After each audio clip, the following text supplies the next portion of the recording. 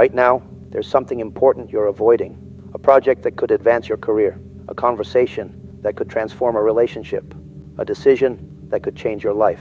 And instead, you're watching this video. This isn't a coincidence. This is procrastination, and it's not what you think it is. For years, we've been told that procrastination is laziness, that it's poor time management, that it's a character flaw that can be overcome with more discipline, better schedules, and stronger willpower. This is a lie. And this lie is why millions of people remain trapped in a cycle of delay, guilt, and self-criticism that never ends. The truth about procrastination is both simpler and more profound. Procrastination is not a time management problem. It's an emotional management problem. When you procrastinate, you're not avoiding the task. You're avoiding the negative emotions the task triggers in you. The uncertainty, the anxiety, the boredom, the self-doubt, the fear of failure. This insight changes everything because it means the solution isn't better scheduling, it's better emotional management. Think about it. Have you ever procrastinated on something you genuinely enjoyed? Something that made you feel confident, engaged, and capable? Probably not. You procrastinate on tasks that make you feel inadequate, overwhelmed, or uncertain. Tasks that threaten your self-image or trigger your insecurities. This creates what I call the procrastination paradox. The more important something is to your self-image, the more likely you are to procrastinate on it. The aspiring writer procrastinates on writing. The entrepreneur procrastinates on launching. The fitness enthusiast procrastinates on working out. Why? Because these activities are connected to identities they care deeply about. And that creates pressure. The fear of falling short becomes overwhelming. So they delay, protecting themselves from potential failure or disappointment. This paradox explains why willpower alone rarely solves procrastination. Trying to force yourself to do something you're emotionally resistant to is like trying to push a boulder uphill. You might succeed temporarily through sheer force, but it's exhausting and unsustainable. The solution lies in understanding the 3 levels of procrastination and addressing each one appropriately. The first level is surface procrastination. This is when you delay a task because of simple discomfort or inconvenience. The emotional resistance is relatively mild. You don't want to do your taxes because they're tedious. You don't want to make that phone call because it's slightly awkward. Surface procrastination can often be overcome with basic environmental adjustments. Remove distractions. Create a dedicated workspace. Use the 2-minute rule. If something takes less than 2 minutes, do it immediately. The second level is structural procrastination. This is when you delay tasks because your systems and environment are working against you. The task feels overwhelming because it's not broken down into manageable steps, or it feels ambiguous because the next action isn't clear. Structural procrastination requires better systems. Break large projects into smaller, concrete steps. Create clear, specific next actions. Establish routines that reduce decision fatigue. Use external accountability like deadlines or commitment devices. But the third and deepest level is psychological procrastination. This is when you delay tasks because they trigger profound emotional resistance. The task threatens your self-image, triggers past trauma, or forces you to confront uncomfortable truths.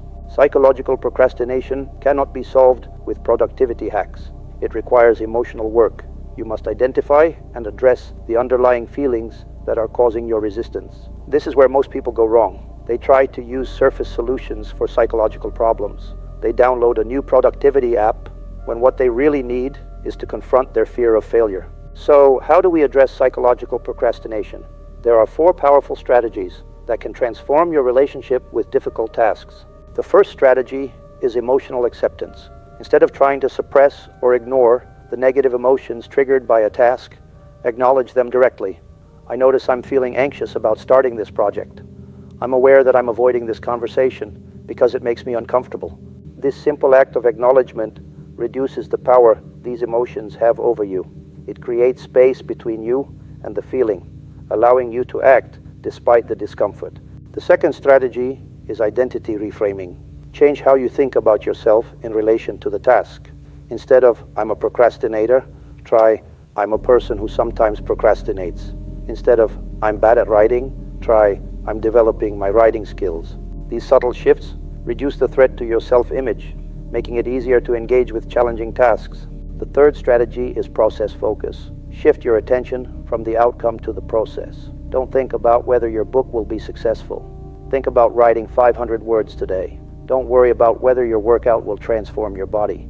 Focus on moving for 30 minutes. This reduces the emotional stakes, making it easier to begin and sustain action. The fourth strategy is self-compassion. Treat yourself with the same kindness and understanding you would offer a good friend. Recognize that everyone struggles with difficult tasks. Acknowledge your humanity. Self-compassion doesn't mean letting yourself off the hook. It means removing the additional burden of harsh self-judgment, which only makes procrastination worse.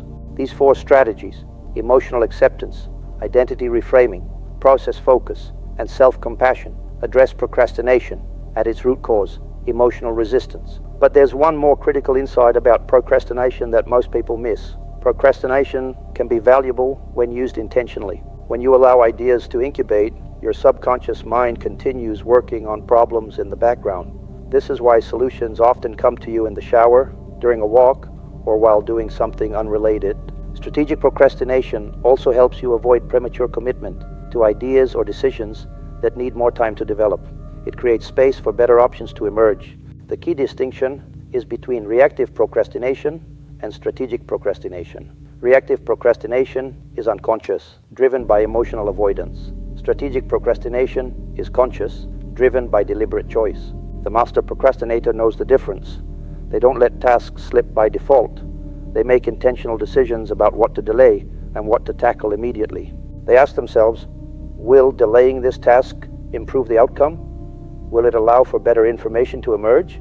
Will it give my subconscious mind time to work on the problem? If the answer is yes, they strategically procrastinate. If the answer is no, they address the emotional resistance and take action.